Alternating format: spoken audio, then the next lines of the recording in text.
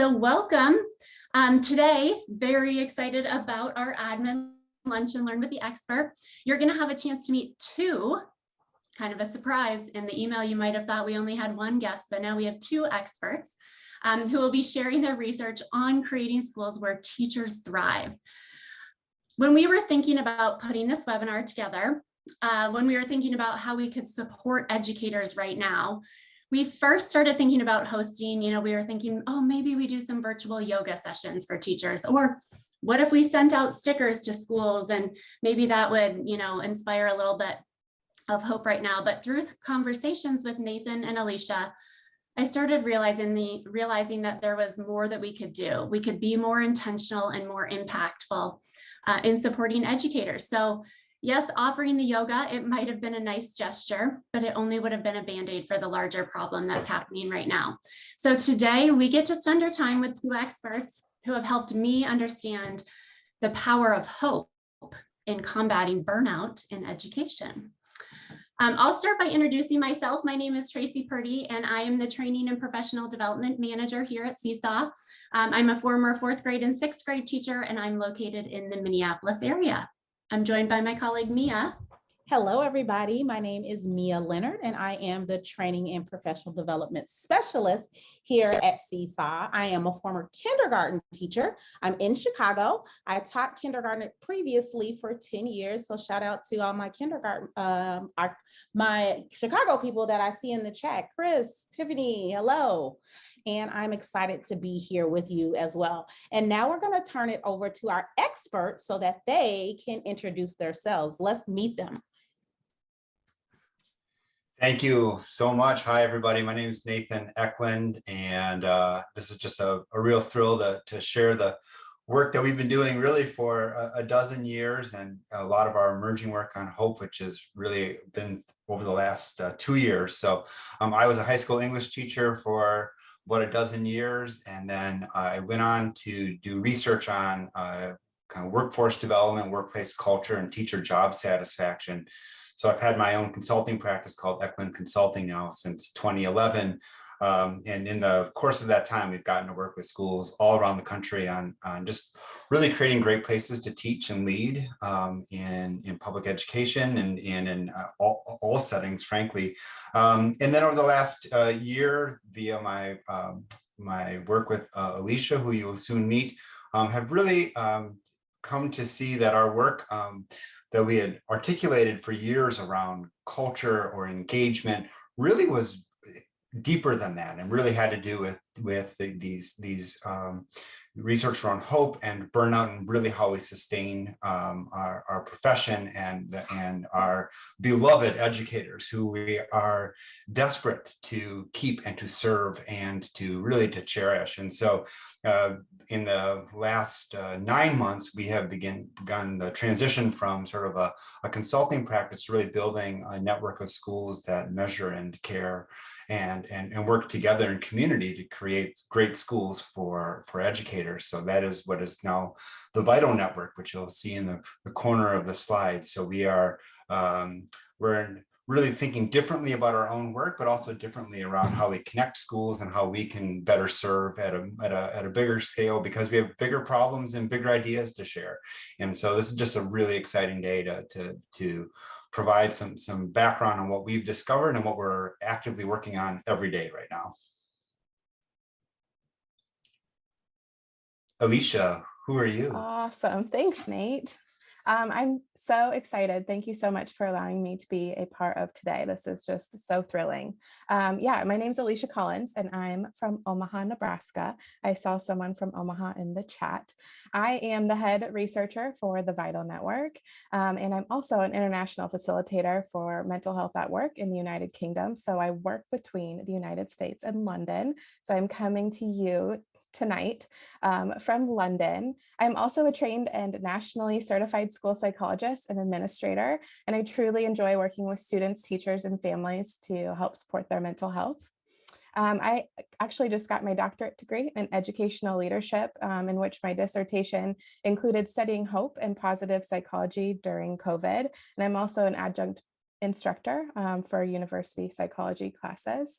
So I'm just really extremely honored to help organizations bring hope to schools and assist employees in bringing their best selves to work. So I'm just really excited to be with you today. Thanks, Nate.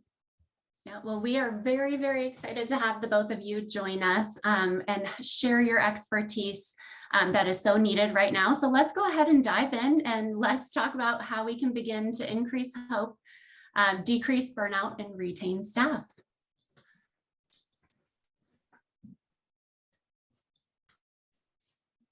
We find, I think, in our work that this first bullet point is so central to how we move forward together.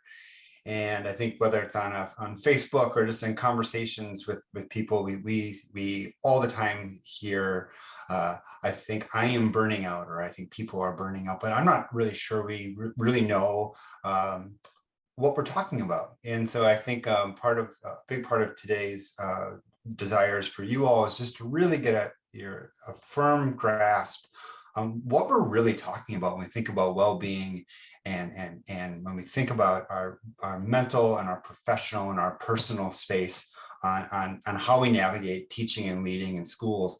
And so it's for us, I think just that having those core shared research-based definitions is just really important. And the other, I would repeat that same motive when we think about hope. I was introduced to this kind of the research and the work around hope only recently. And when I first heard hope, it just sounded like something nice to have, something that would be, it would be useful if we had hope, if we could increase it. I didn't realize that it was actually such a well-formulated, documented research and measurable component of our professional lives. And so for me, this has been deeply transformational in my own work. And I think part of what is fascinating for us on our end is that we've defined maybe some of the outcomes of our work around workplace culture, job satisfaction, teacher voice, a number of these kind of objective outcomes. And what I've come to realize, thanks to my work with Alicia, is that that is all true, but we're actually serving people at a much more fundamental and base level than that. So things like increasing teacher voice is not just voice for voice's sake. It actually increases hope. It actually increases our engagement, decreases burnout. So it has some mental and professional kind of health outcomes that I didn't even understand. So it's been sort of humbling to realize that I haven't done anything wrong for the last decade, but I haven't always defined some of the outcomes of what we've done. And so that's just been transformative in how we think about serving our schools and working together. So what we want to do today is really help define some of these strands of what really impacts people deeply, really changes how we go to work, how it is that we work together in community with one another, and leave you with some strategies and some sort of analyses to go back and look at your own organization, look at your own culture, your own engagement with people, and maybe begin to rethink and reformulate even why we go to work in the morning and how it is that we work together. And so we hope that today is just a chance to maybe look at some of those stresses and pressures and fears that we have and be able to flip them and think about them in vastly different terms than maybe sort of the dark complexions of what we oftentimes approach these kinds of issues. Next slide. We have a very simple sort of mantra that as we develop tools, resources, measurements in our own work, in that we have always wanted to impact people's lives. We've always wanted to make sure that educators and leaders feel good about coming to work and want to go and want to stay. We can do a separate webinar just looking at data that suggests that retention and recruitment are as big of problems as we think they are. But as we work together and connect with other partners, work with the schools, we just hold ourselves to say we are here to improve the lives of educators. And so it is without apology, and we're sort of militantly focused on that we're not going to make it, print it, write it, create it. develop it if it doesn't fundamentally help humans. And that has been maybe not a monumental shift, but rather than the place, the organization, really, how do we impact people? And that little twist really informs all of the work that we're doing right now. One of the biggest takeaways and sort of learning that we've done is that, and we know this from our work, especially with students, that if we can measure it, we can improve it. So we have really nuanced, wonderful measurements for student health, for student academic performance, for student social emotional health. We can gather that data and infuse it into our planning, into our programming, and what we do at school. It turns out, and I don't know if this is as noteworthy maybe to some of you as it certainly has been to us, is that we can accurately measure burnout. We can accurately measure hope. And if we measure it, that means that we can plan against that data. We can use that learning to infuse everything that we do when we go to school. And so these are not something that floats out in the ether. Burnout does not just sort of show up one day, and hope doesn't just sort of ebb and flow given external factors. These are strategic, organizational, personal measures that we can take that tend to it, that grow it, that teach it, or in case of burnout, actively combat it as clinically and as strategically as we would with anything else that we do in our academic and school lives. So that's for us really transformational as we look at how it is that schools can move forward and really impact people. So Nate, how would you define burnout? That's a bigger question than I think maybe even we consider sometimes in the field. Burnout is just in our vernacular. We read it in the paper, we read it on social media. It's a term that we use sort of consistently, but I don't think we're always talking about it as incisively and frankly as clinically as we can. And when we think about burnout, oftentimes we just think about exhaustion. We just think about being tired.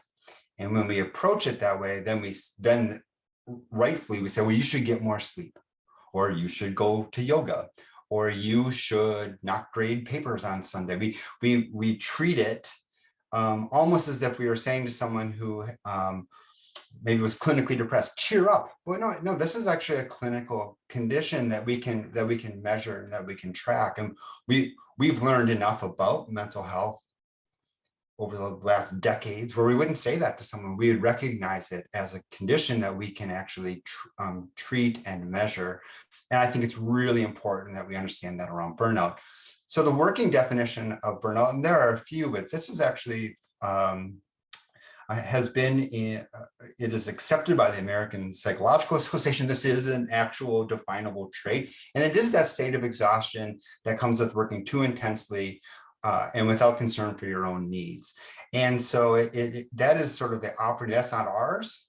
That's not my definition of it. That is an operating definition that we can move forward from.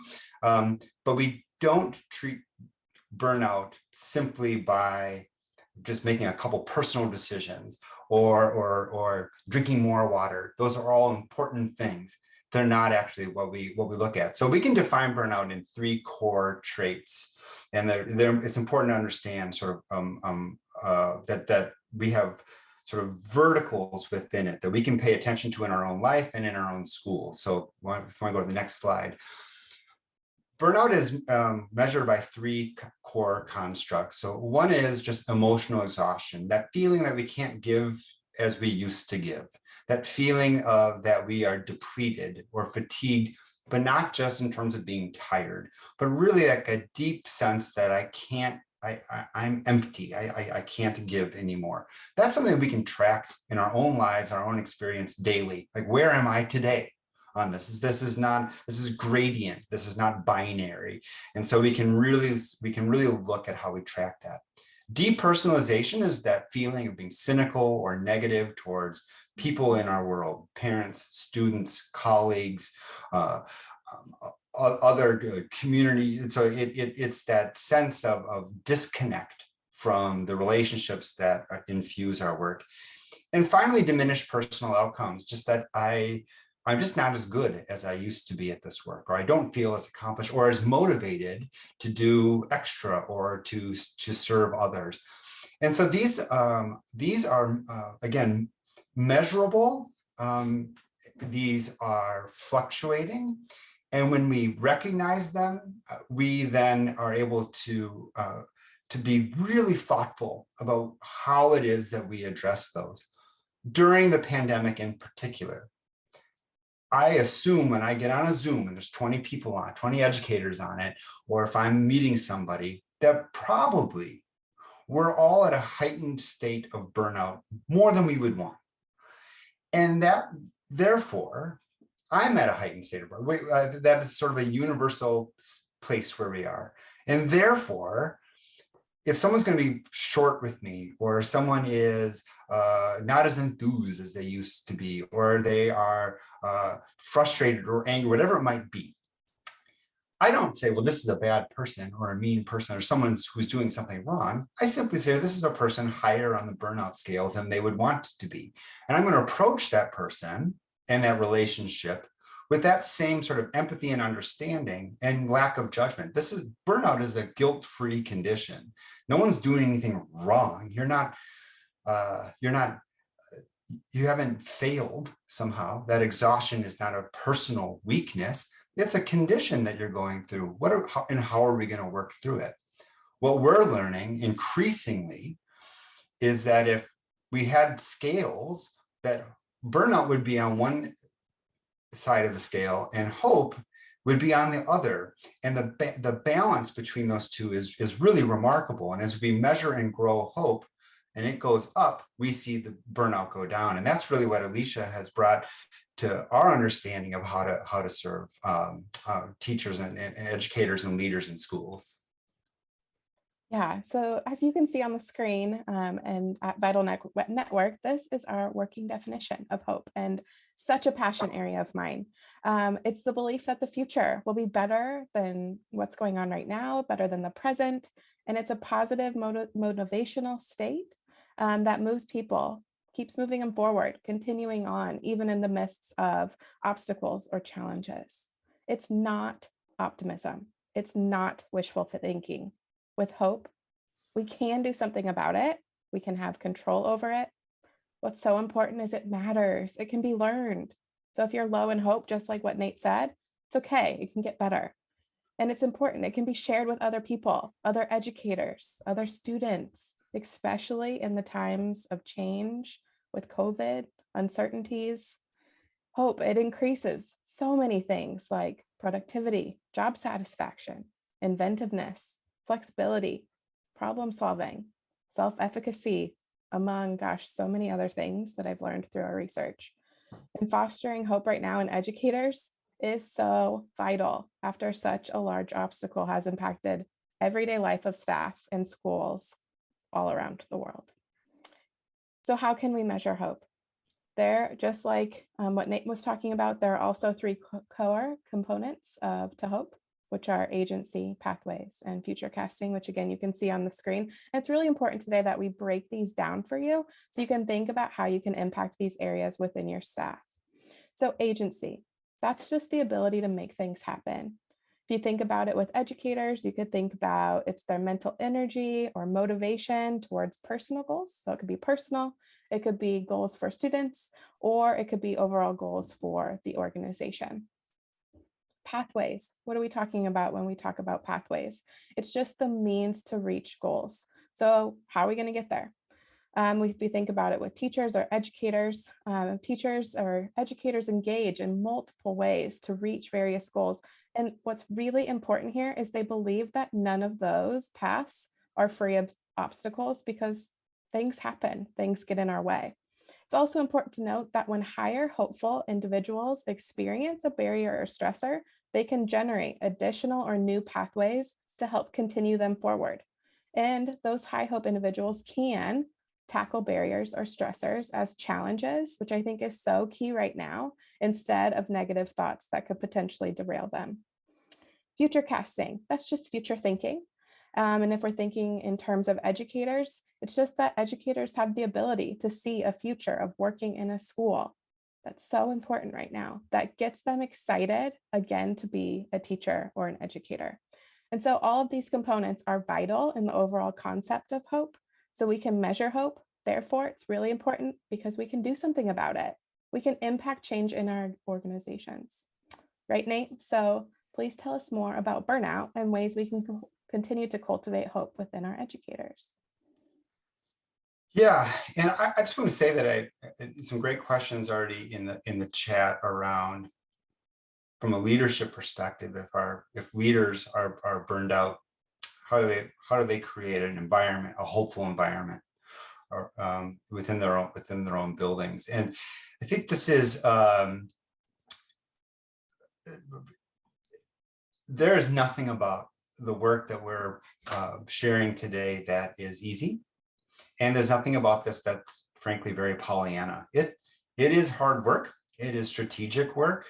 It is work driven by planning and execution and tracking over time. So hope is not something you hope for. Burnout is not something you hope goes away. That we actually, how we organize ourselves as leaders, how it is that we leaders work together to impact policy, procedure, behaviors.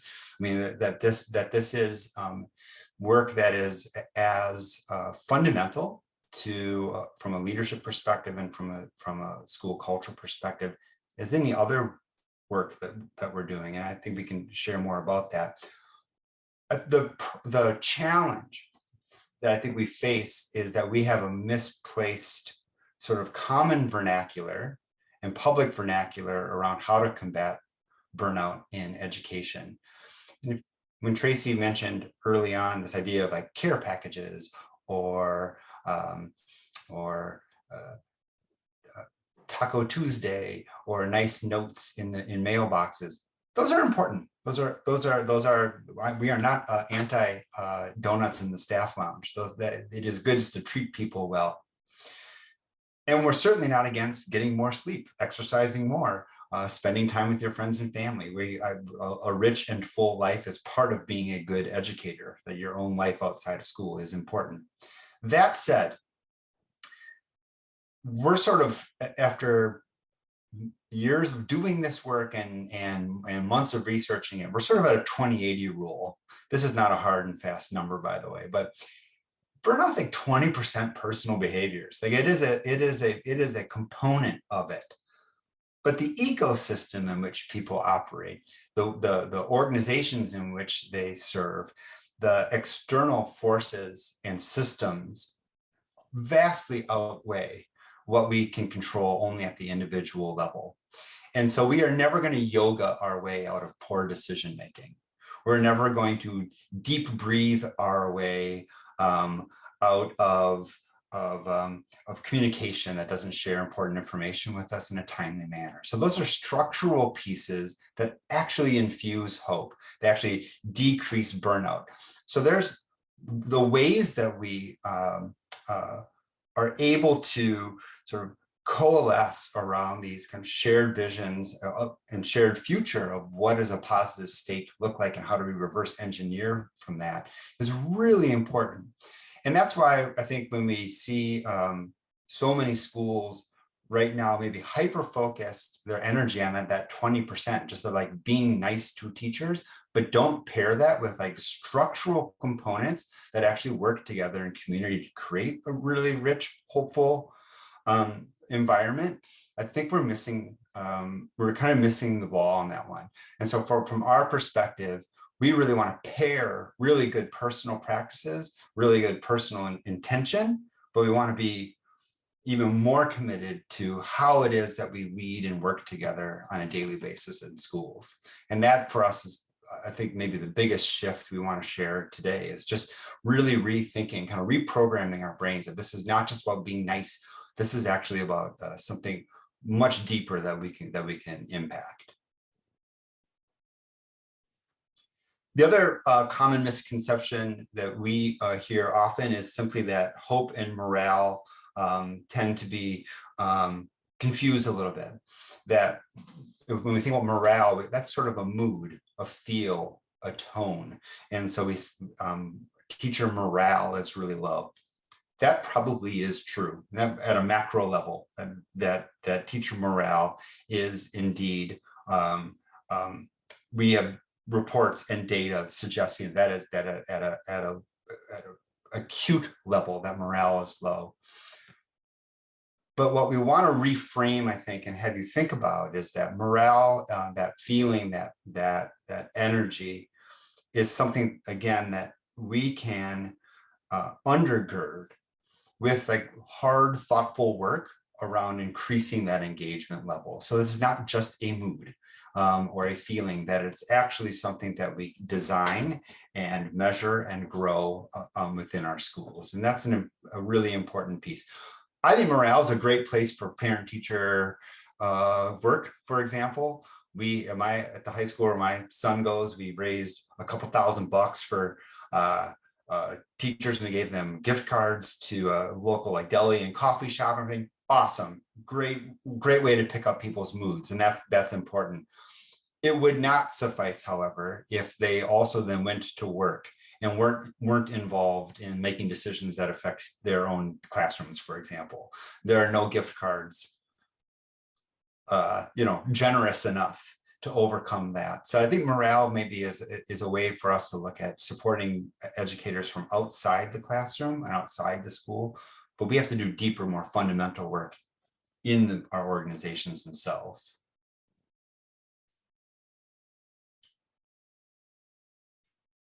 So let's take a moment, if we could, and maybe in the chat or even just on a post-it note there at your desk, what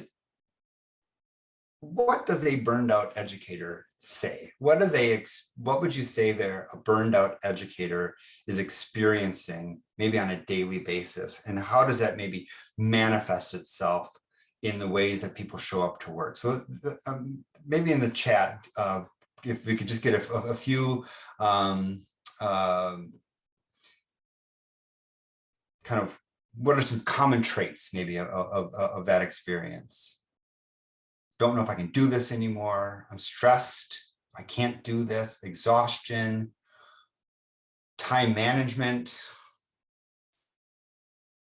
personal priorities and organizational priorities, exhaustion. I don't want to take on anything new. I'm always doing work. I've just had enough. Why am I doing this? Doing the least amount possible. My plate is full. Yeah, I have a feeling this chat is not hard to come by for us right now across our profession. Negative attitudes around parents and students, feeling disconnected, blaming others for struggles that we're snapping at children, just not being as present.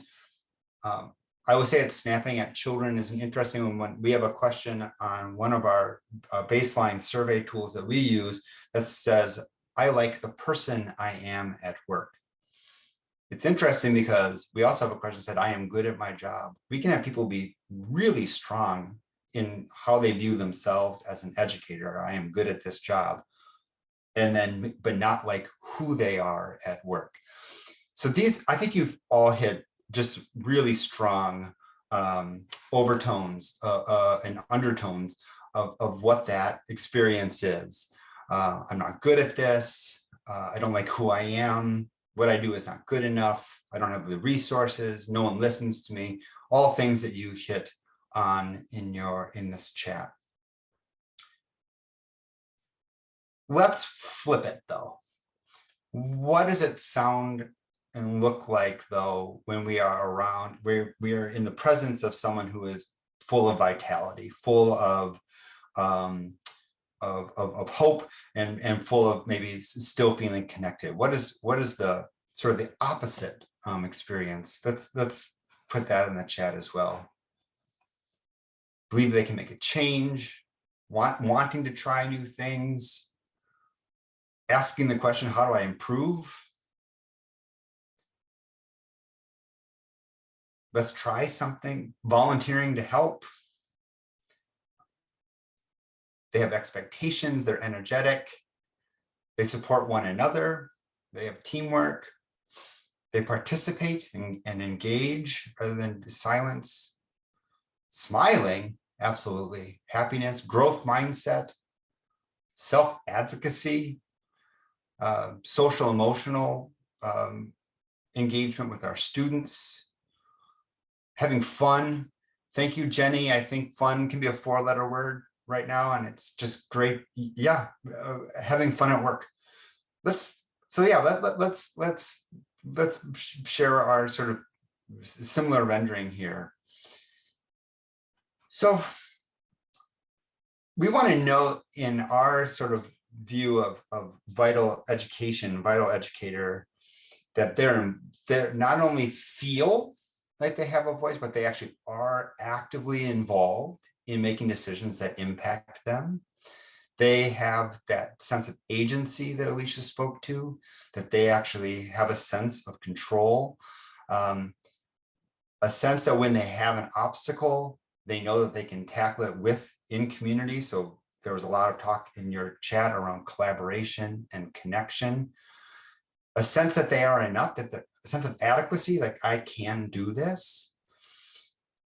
So this is you'll note in your own chat in our conversation today that balance between personal kind of behaviors and beliefs, as well as sort of organizational and structural components that lend to hope.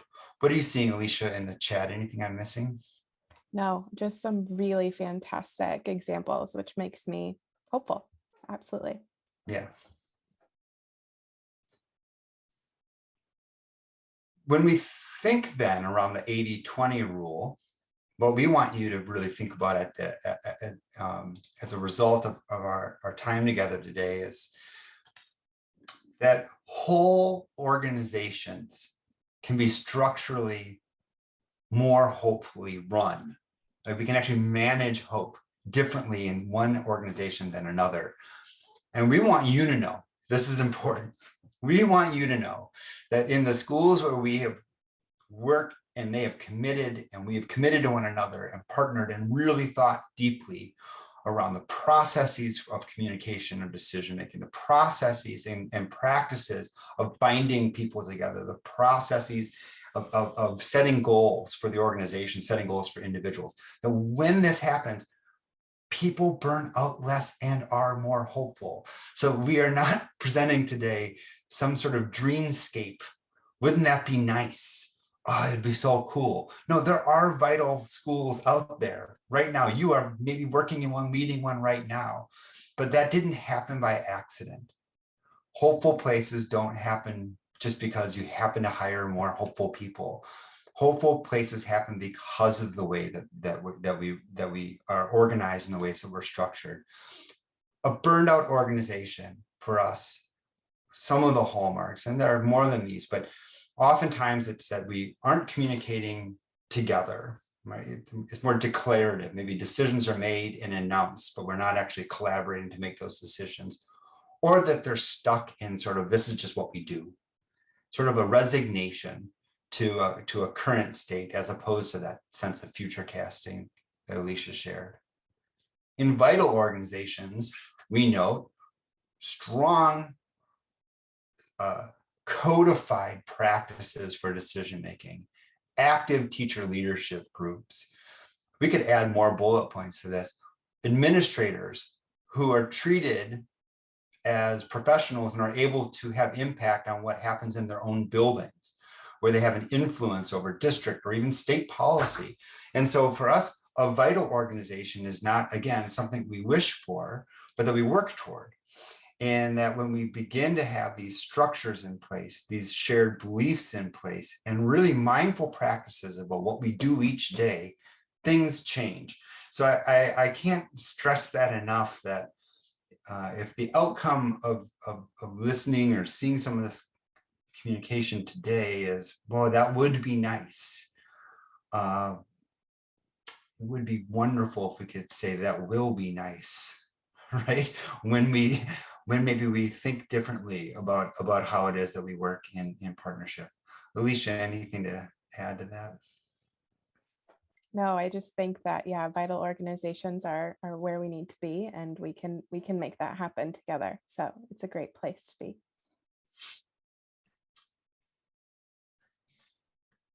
So thank you for sharing all of that. If you were to summarize into some key takeaways that you would like administrators to walk away with from this conversation, what would those be?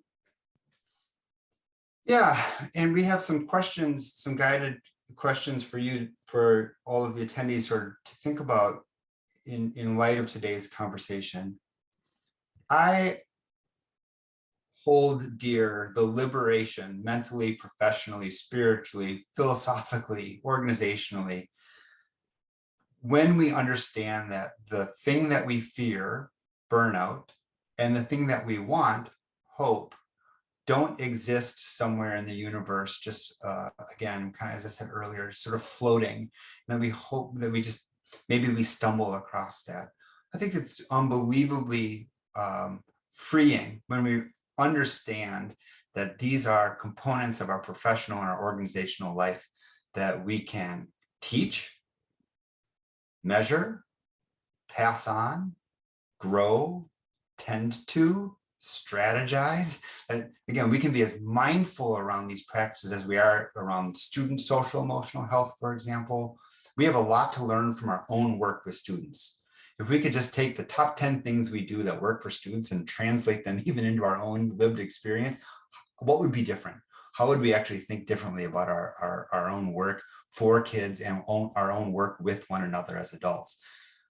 Above all, this matters, that our teachers matter, our leaders matter, our educators matter, and that we are vital, that we are important, and that our own health and our own connection with one another allows us to do great work for students. We get accused over the course of a decade plus of doing this work of like, well, yeah, well, what about the kids? What about the students? Why are we talking about the adults?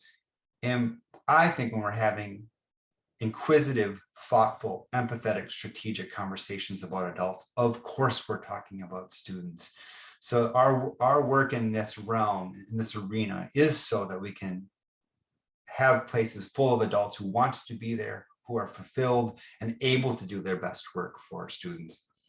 I sometimes joke that when we apply for our jobs, the night before we get a good night's sleep. In the morning we get up, we have a healthy breakfast. We maybe go for a walk to clear our head. So by the time we show up for our interview, we are as awesome as we can be. This is the version that we want to present ourselves with. And then something crazy happens. I don't know, something happens where somehow we can become a depleted version of that self. And somehow that is an honorable perspective. Somehow we've gotten to the place where somehow me being tired, cynical, angry, overworked, stressed actually has value, as opposed to like that person I was when you hired me. And so I'm not asking anyone to be better than they were when they were hired. I'm asking you to be as good as you were when what does that look like? How is it that we that we think about it in those ways? We have whole systems where we compete in misery, like, oh, you think you're tired, or you think you only worked 18 hours, I worked 20, like I must love kids more. And so we actually praise and sort of we kind of monetize burnout behaviors as opposed to hopeful behaviors. Now, what does it look like to sort of lead with those? So we have a few questions, and I know we want to leave some time maybe for some for some chat questions as well, but we love for you to go back into your own thinking, go back into your own schools, and begin the process of kind of demystifying and deprogramming maybe some of the present ways that we behave and operate, and what are some new ways that we can behave and operate. I would love to share some of those.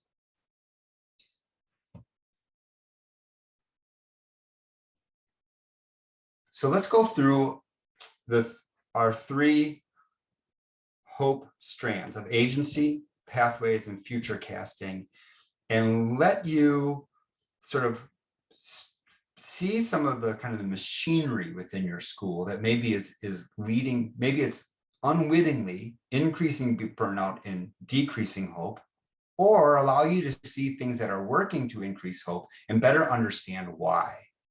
Alicia, you want to talk a little bit about goal setting and re-goal setting?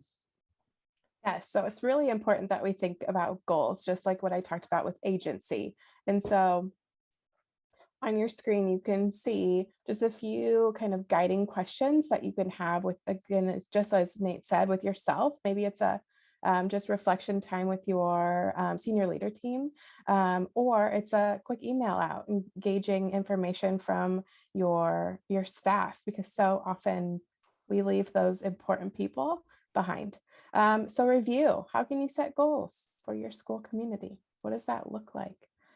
So again, that agency piece is really important because it's that motivation that I can do this, that energy to propel individuals forward. And yeah, maybe it's reviewing how you set goals for individual educators. And there's some questions there on your screen. With goal setting too, right, Alicia, it's important because if one of the key components to burnout is diminished personal accomplishment, that if you're working towards something you didn't choose or working towards something that you don't believe in, it's going to be hard to increase your sense of personal accomplishment. So I think when we have these moments where actually I have an opportunity as an individual or as an organization to be really deeply involved in what we're working toward, what are we, what is that future state? All of a sudden I start feeling better about myself. So that is most of the hope strategies are causing hope to go up and simultaneously sort of some of those traits of burnout to go down. And that's sort of I think that's sort of the secret sauce of that, of what we're talking about today. Absolutely. Let's talk a little bit about pathways. So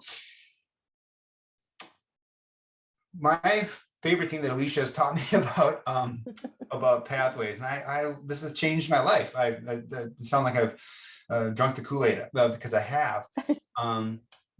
When we think about pathways, we're talking about finding an obstacle and finding ways around the obstacle. Now, clearly, we all share one big obstacle right now, but on any given day.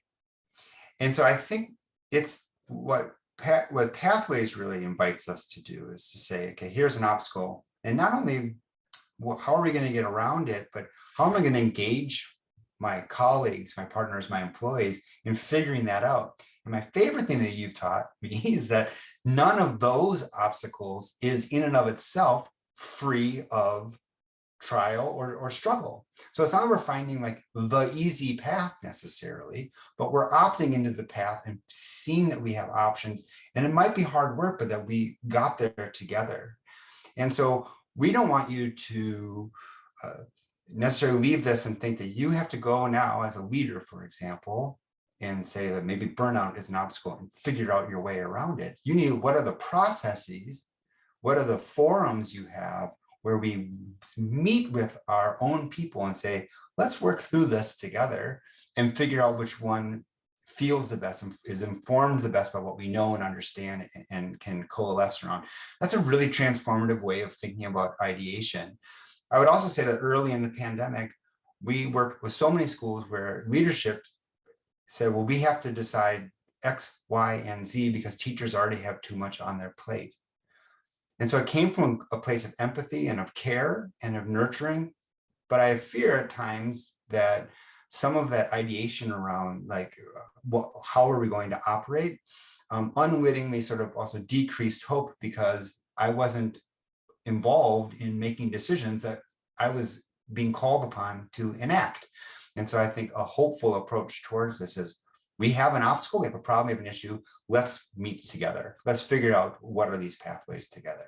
And can I add something here, Nate? I think this Please. is so important when we think about re-goaling. that things come up and we have to change course, and that's okay. And how, as an admin, can you share that with your staff, that there are struggles that maybe you're going through, or that you can share with others, that it's okay. It's okay to change course. It's okay to try something new, as long as you explain that and communicate that with your staff so that they can see that too. I think that's really important. Re-goaling. I just love that one. Yeah. The last one, I think, is this idea of future casting. And I think we all do strategic planning, and we have structures around goal setting organizationally and personally, but how often do we actually sit and sort of dream what a future state might look like? What is a tangible future for our staff, ourselves, and students? What does it actually look, sound, and feel like? And so I think future casting is that capacity, that kind of creative capacity to picture that a better day is ahead, which obviously, given our current context within education, is more vital than ever. That ability to see a future state and then design from that, the kind of a human-centered design around what are the conditions could look like. And I think that is the fact and the tangibility of it, right, Alicia? Right. Yeah, that's so important. These sound like great faculty meetings. I want to Me sit too. in these conversations. I was just going to say, I'd love to be invited. Yeah, I Absolutely. want to sit. I want to do that. Yeah.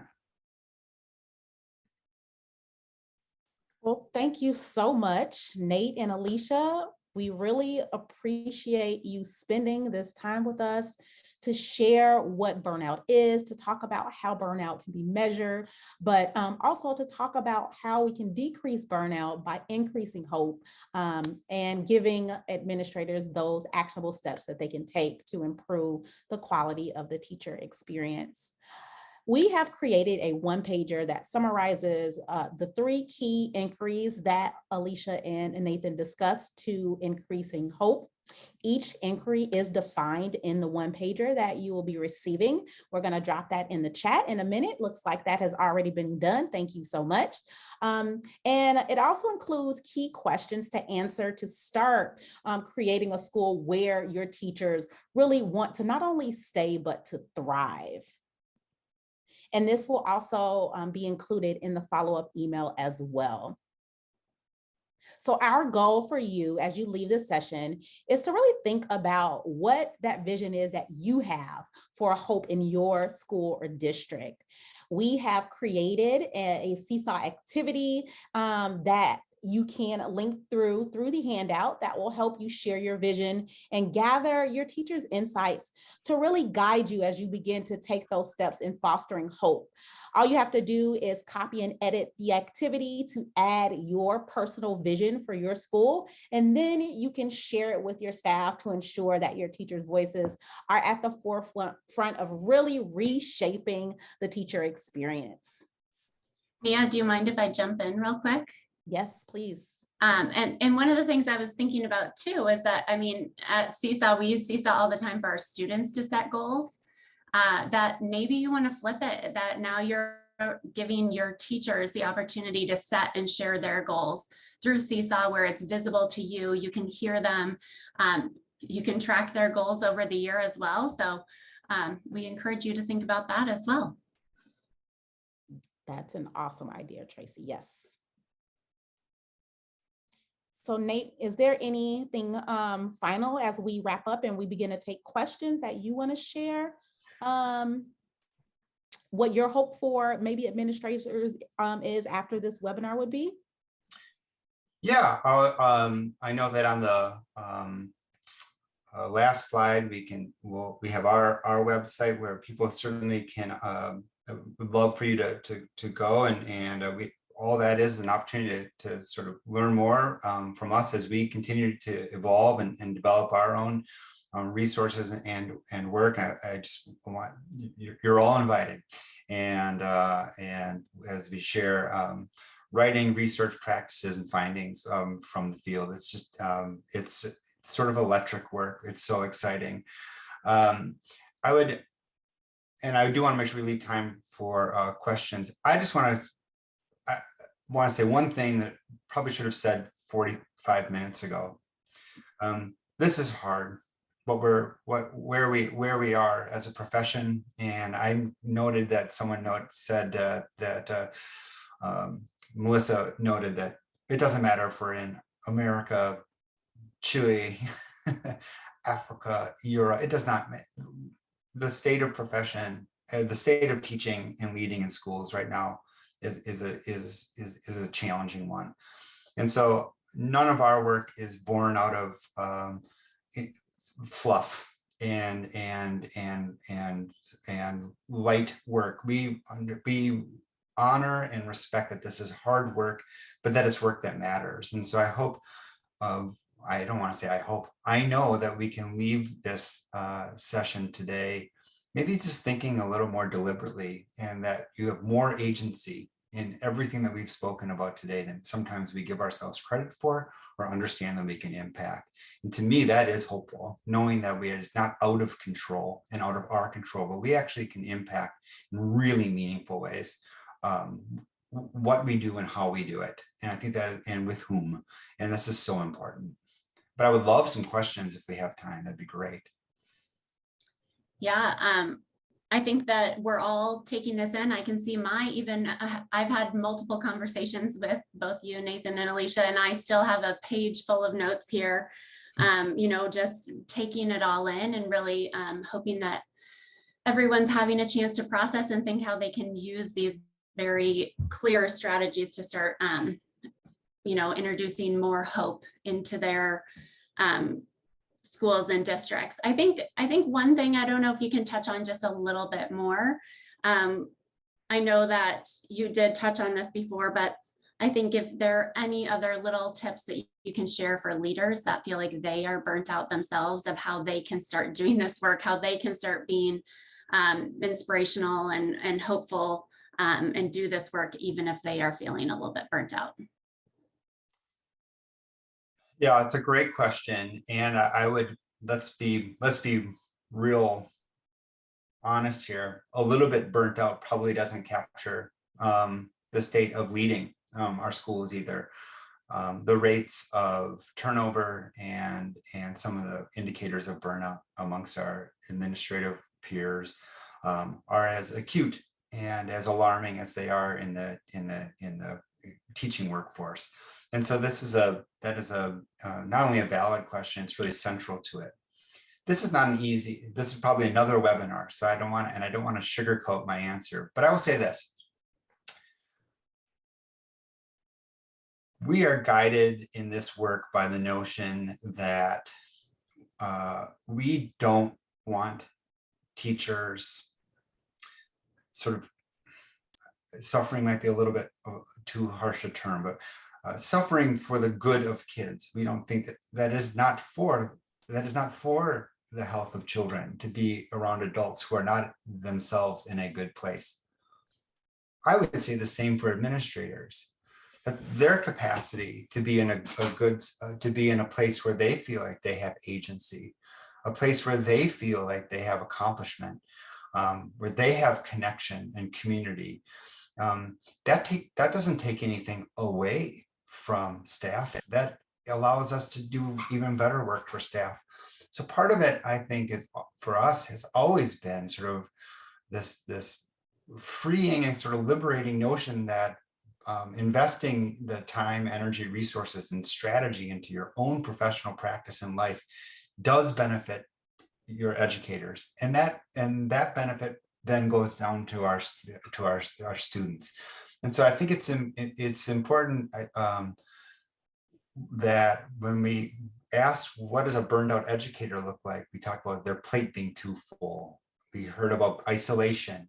We heard we in the chat mentioned just a feeling of being stuck.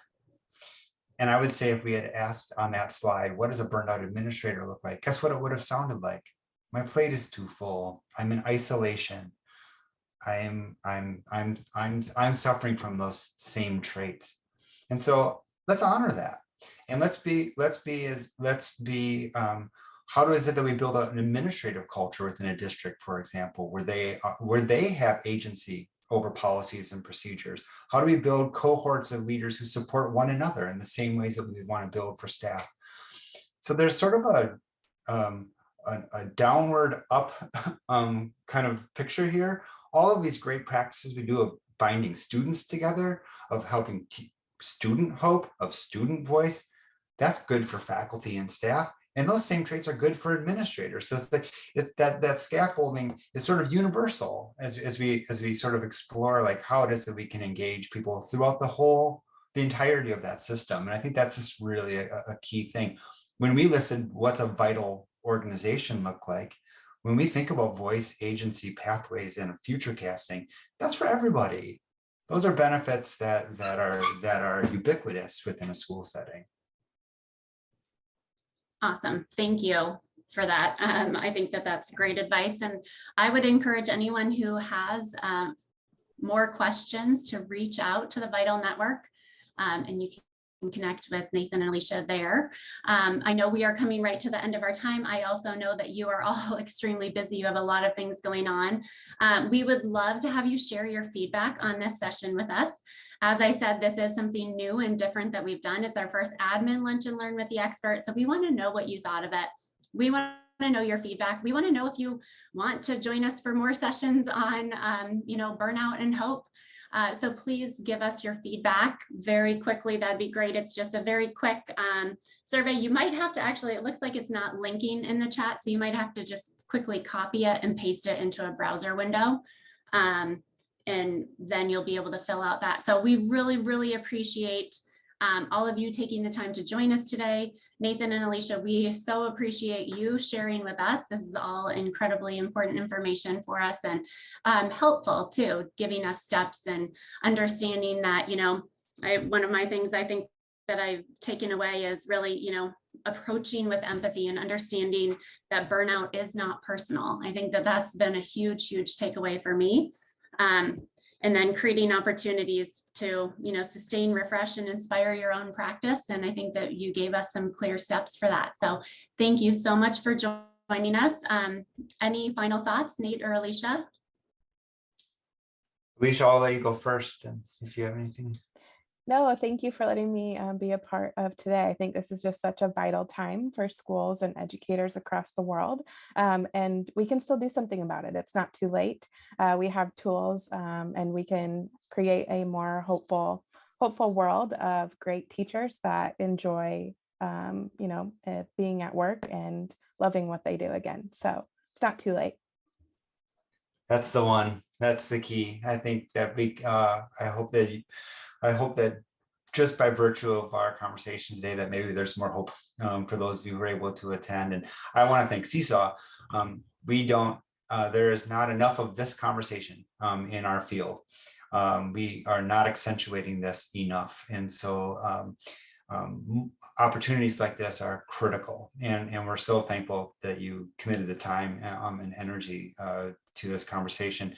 And just really want to encourage all of the attendees live or who are going to watch it later to connect. We would love to learn more about your experience and also lend to you our support as we're able.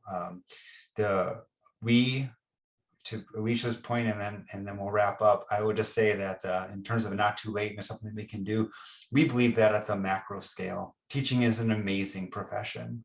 Being a school leader is an amazing career. We just have to continue down the path of creating contexts where that is true. And we have seen that transformation. We've gotten to sit in the passenger seat of watching schools rethink that, and it is inspiring and it is hopeful in its own right. And we're just we hold on every day to just a passionate belief that for our own future casting, that better days are ahead within our own profession, and that means a lot to us. So thank you. Wonderful. Well, thank you all for joining us. We Hope you have a great rest of your day, and we'll see you again soon here at Seesaw. Bye. Bye-bye. Thank you. Bye, everybody. Thank you.